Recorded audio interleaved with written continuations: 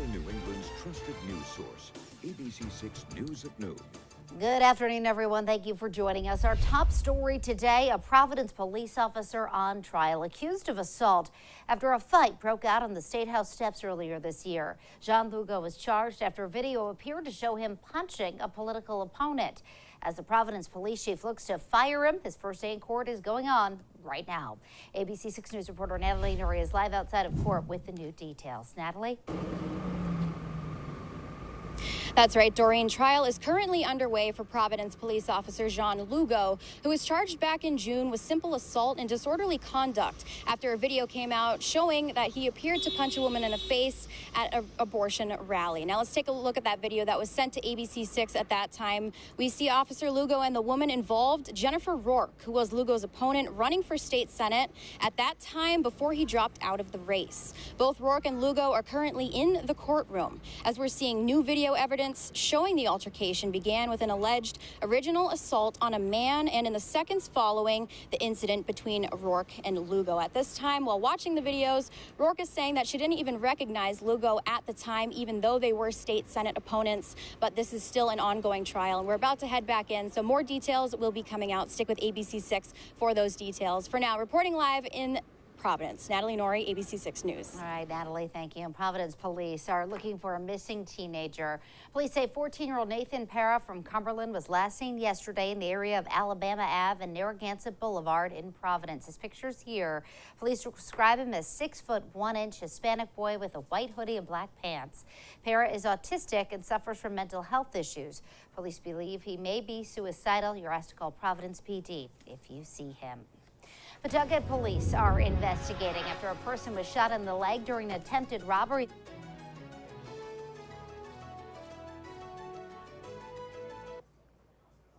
Now time for weather as we take a live look outside with our Skycam. An absolutely beautiful afternoon out there. Chelsea is standing by with a look at our forecast. Very humid though, Chelsea. Yeah, lots of sunshine across the area, but it is very warm and very humid outside. Temperatures are sitting in the mid to upper 80s range right now. Dew points in the low 70s thanks to that breeze from the southwest, making us feel more like 92 degrees right now. Most of us have temperatures inland in the mid to upper 80s range, hovering closer to 80 degrees for Newport and Westerly. All of us a little bit warmer than where we were yesterday, especially when you factor in that humidity, of course. Plenty of sunshine right now. A little bit of a wider view is going to show you some rain off to our west. We're going to stay dry for the rest of the day today, sunny through the afternoon, but as we head through the later part of the evening hours, you'll start to see clouds increasing, and by early tomorrow morning, some rain in the forecast. I'll have a full breakdown of what to expect coming up in just a few minutes. Doreen? Your voice, your vote. The September primary is now 2 weeks away, and candidate for Providence Mayor Nerva LaFortune claiming this morning that the Providence Journal is racist. On Twitter, she posted this picture of the story about last night's candidate forum. You can see her opponents, Brett Smiley and Gonzalo Cuervo, are shown in headshots where her photo is not. She posted this in saying on Twitter that this is what racism in journalism looks like. LaFortune has an event coming up at 12:30. We will be there to hear more from her. We also reached out to the Providence Journal. No comment so far. And as the election approaches, ABC6 will be highlighting a different race every day. We start with the race for Rhode Island's 2nd Congressional District. A total of 6 candidates are running in the Democratic primary to replace the retiring Jim Langevin. They include General Treasurer Seth Magaziner, Sarah Morgenthau, former state reps David Siegel and Spencer Dickinson, as well as Omar Ba and Joy Fox. The winner of this primary will go on to face Republican Alan Fung in the general.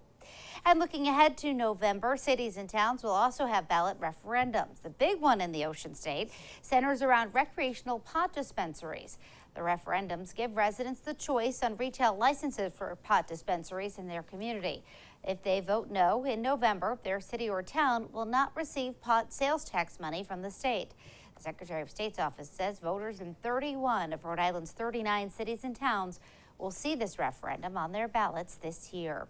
And if you'd like to learn more about the upcoming elections or read more about the candidates, we have an election guide on our website. It's abc6.com. And new at noon today, the burn ban is lifted. The DEM says the ban on outdoor fires at all state campgrounds, parks, and management areas is now over. It went back into effect back on August 19th. The DEM saying the risk for wildfire is low thanks to recent rains. It does, however, say that it might need to re-implement the ban if fire potential increases in the next week or so, as we are still in an extreme drought.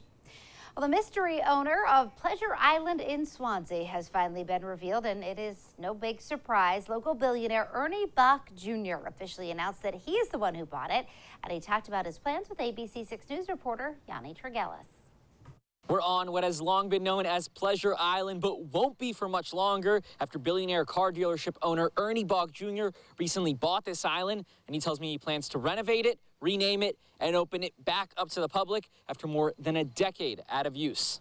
The neighborhood is cool. It's great. The newest landowner in Swansea's Ocean Grove neighborhood excited to join the community after buying the abandoned 4.25-acre Pleasure Island for $850,000 just before it was set to go up for auction. I saw it on the news.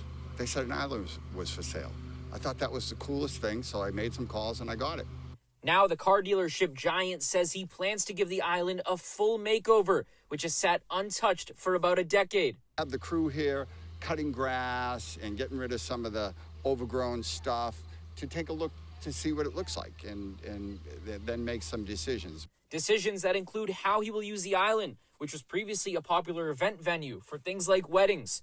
But Bach says he doesn't plan to bring much noise to the neighborhood and wants the community's approval of any plans. I'm not going to do anything without the buy-in of the town and the neighborhood. So I have some ideas, so I'll formulate the ideas. Now Bach begins work to revamp the island, a job that includes renovating the wooden bridge that leads onto it. And once on land, the island is outfitted with a large gazebo area, multiple buildings, one with a bar inside, and lots of open grass that he says hasn't been cut in more than a decade. And once he's done with all of that and can see the full outlook of his newly bought private island, then he says he'll figure out what to do with it. I don't know yet. I don't know. I think it's a great opportunity. Whatever we do will be very, very quiet, very, very understated, and a lot of fun. A lot of potential there. That was Yanni Tregellis reporting. Still to come here on ABC6 News at noon. Back to school. Kids in North Providence return to class today as the push for new buildings continues. Plus, the Providence teacher shortage gets worse as students settle into the new year. And Classical High School celebrates new renovations.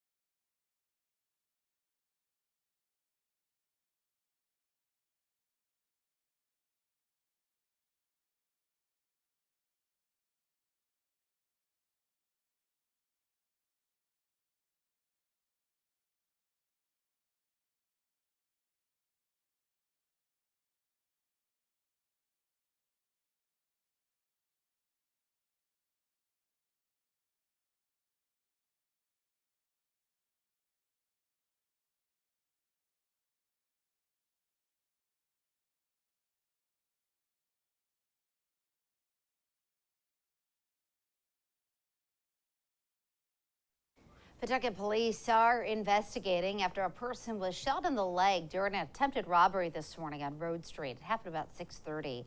Police say the victim is not seriously injured but was taken to Rhode Island Hospital.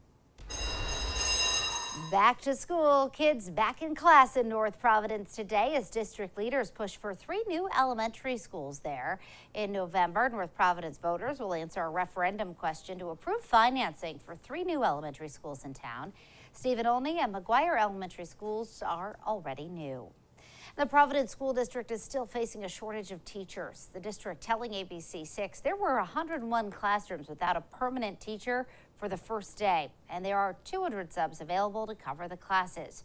We first learned back on August 9th that 95% of the district's openings were filled, but that's now down to 94% after more resignations. And a ribbon cutting at Classical High School this morning. Providence officials holding a ceremony at the building, just one of many getting renovations in the school district. It's part of a $35 million project. This was for a new classroom swing space. Still to come here on the news at noon, accusations of racism in college athletics. We'll hear from the Duke volleyball player who says she was targeted with slurs. And we'll check in with Chelsea, too. She's got your full forecast coming up right after this.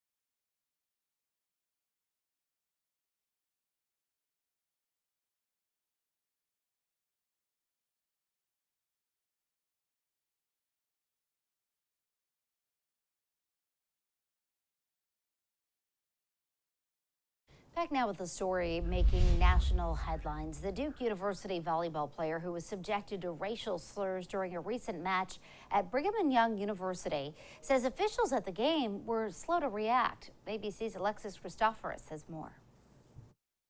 Richardson again fires that one. More fallout from the volleyball court. Well, at first it was kind of like did I hear that right? Like, I didn't really believe it. Duke sophomore Rachel Richardson tweeted that she and her black fellow teammates were targeted and racially heckled over the weekend during their game against rival BYU, and that slurs and comments grew into threats, which made them feel unsafe. The next time I went back to serve, I was like, okay, yep, I definitely heard that right. I immediately just told one of my most trusted teammates, and I was like, I just heard someone use a racial slur to address me, essentially. She said game officials and the BYU coaching staff were made aware of what was going on during the match, but didn't do anything to stop it.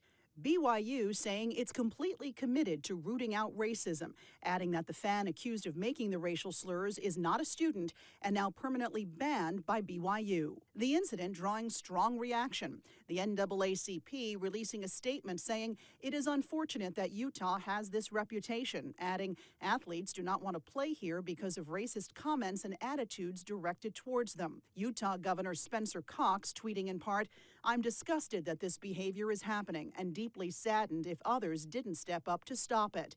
And the first black woman elected to the Utah legislature, Sandra Hollins, calling it shocking and shameful. For Rachel, she hopes the racism she endured on the court can be a teaching moment off the court. It's an opportunity for not just me, but for anyone who has an opinion, anyone who has a voice, to decide that it should be the last time. Some said the Duke volleyball team should have stopped playing the match in protest. Rachel says that never even crossed her mind. She says they were there to play volleyball, and they did. Duke beat BYU 3-1, and Rachel led the team with 3 aces. Alexis Christoforous, ABC News, New York. And now, your ABC6 Storm Tracker weather with meteorologist Chelsea Priest. Well, sunshine here in Providence. A few clouds the farther south you go, down over Block Island right now. Not perfectly sunny, but still a bright day overall, and a warm and muggy day overall. Temperatures out there right now, especially for our inland spots, in the mid to upper 80s range, sitting at 87 degrees in Providence right now, hovering around 80 at our area beaches. The average high for this time of year is 80 degrees, so we're well above that outside as we head through this afternoon, especially when you factor in the humidity. The breeze is coming in from the south-southwest, about 10 to 15 miles per hour, and there's a few gusts, especially through southeastern Mass, coming in closer to 20 miles per hour, and that's continuing to pump in that humidity. Our dew points are sitting around 70 degrees right now. As soon as you hit that 70-degree mark, you're feeling uncomfortable, and that's where we're staying for the rest of the day today. That's where we stay overnight and for the start of the day tomorrow. Now, there's a relief in sight. We're waiting on a cold front to come through the area. It's going to bring a little bit of rain as we head into tomorrow morning. It's not a lot, not enough to help us with our drought conditions, and really not going to impact us all that much, because I would say by 8, 9, 10 o'clock, that rain is out of here from west to east, and the dew points start to drop. By tomorrow afternoon, dew points are down to the low 60s, and then certainly overnight and into Thursday morning, you're going to notice a huge drop in the humidity levels, feeling so much more comfortable outside by Thursday morning. Outside there right now, you're looking at dry conditions. You're looking at sunshine for most of us. Again, a few clouds down along the coastline. You can see those popping up over Block Island, but all in all, mainly sunny conditions as we head through the rest of the afternoon. Just a few of those fair weather clouds at times. Now, a little bit of a wider view shows you the cold front that's just off to our west, and this is what we're tracking as we head through the overnight hours. You'll start to see clouds increasing as we head through this evening. This is about 10 o'clock. We're dry, but mostly cloudy. It's going to be very humid overnight, so by tomorrow morning, there's not only some rain outside, it'll likely be foggy, overcast, damp to start the day. Now, again, that rain's in and out pretty quickly. This is 10, 11 o'clock. We're back to full sunshine. You'll be sunny in the afternoon. Breeze will start to shift, and you'll start to notice the humidity levels dropping. And then again, by Thursday morning, we're looking at a much, much more comfortable air moving into southern New England. Your tropical outlook shows you that we do have 2 areas the National Hurricane Center is watching, so activity is starting to pick up. Again, we've only had 3 named storms so far in the Atlantic hurricane season. This is when we get into the peak of the season, heading into September. There's one area that does have a high chance of development. Next name on the list, Danielle, so we'll be watching that in the coming days. Mid to upper 80s out there today. It's a warm, humid day. Factor in the high humidity. We feel even warmer. Temps along the coastline hovering around 80 degrees. That breeze picks up out of the south to the southwest, and that keeps us a few degrees cooler at the coast. More clouds this evening. By tomorrow morning, some showers start to move in. Temps in the low 70s, and then tomorrow you're looking at some early morning showers. From there, we start to clear out. Humidity starts to drop. It's still warm tomorrow, and then by Thursday, going to be significantly more comfortable out there. We'll stay sunny and comfortable into Friday and Saturday and into the Labor Day weekend. My goodness, this humidity, though, out there today, you feel it the second you walk outside the door. Very humid out there today. All right, Chelsea, thank you. Well, Pick of the Litter is coming up next year at noon today. Meet Coyote, a sweet shepherd looking for a nice, easy life in a home with adults only. That's coming up next.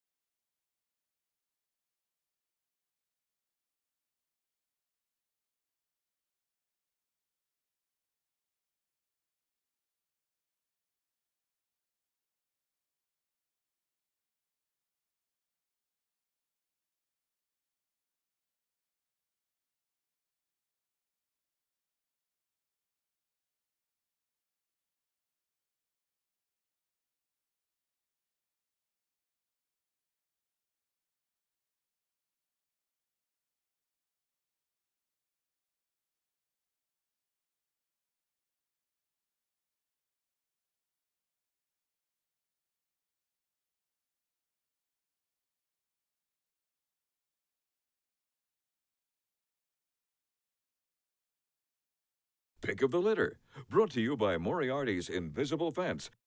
Welcome back. It's Tuesday. That means it's time for Pick of the Litter. We have Wayne and Katie here from the RSPCA, and you guys have brought Sweet Coyote with you today. Not a coyote, a shepherd mix.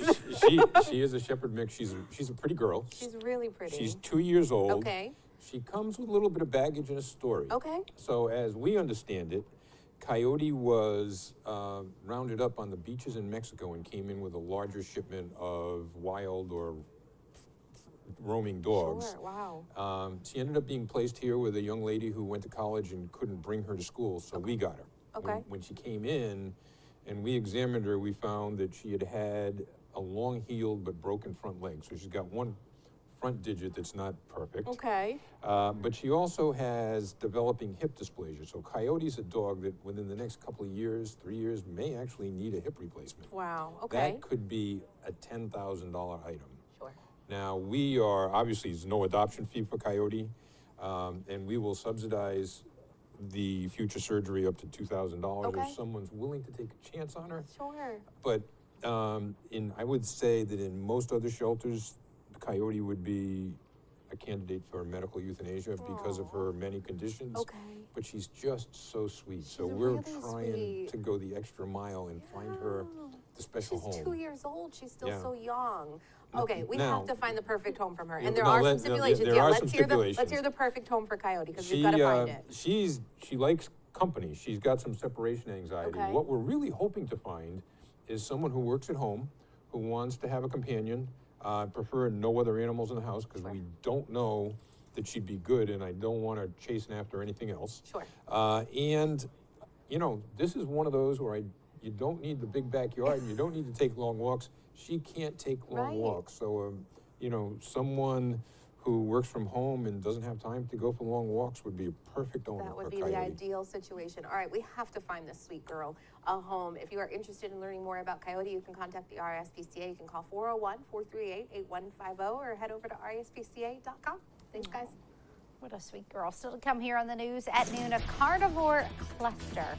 We're going to check out this dinosaur drag race in Washington State. And Chelsea has another look at your afternoon forecast right after this.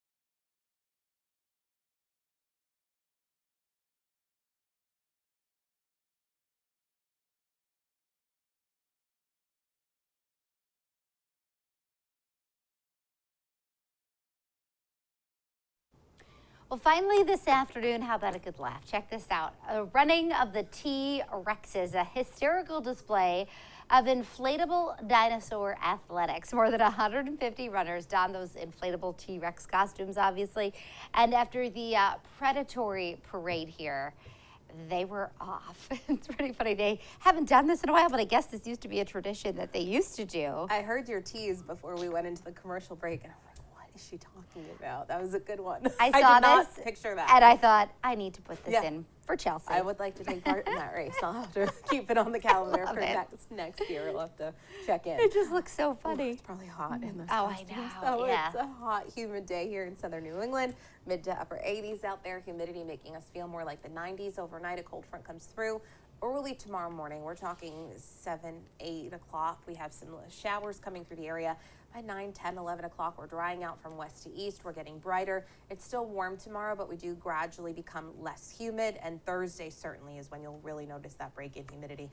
Feeling so comfortable outside in the morning, and we'll stay comfortable with overnight lows actually dipping down to the 50s for Friday morning and Saturday morning. Oh, but man, hang in there with that humidity today. You really feel it outside. All right, Chelsea, thank you. And thank you for joining us for the news at noon. The news continues first and 4. Have a great day, everybody.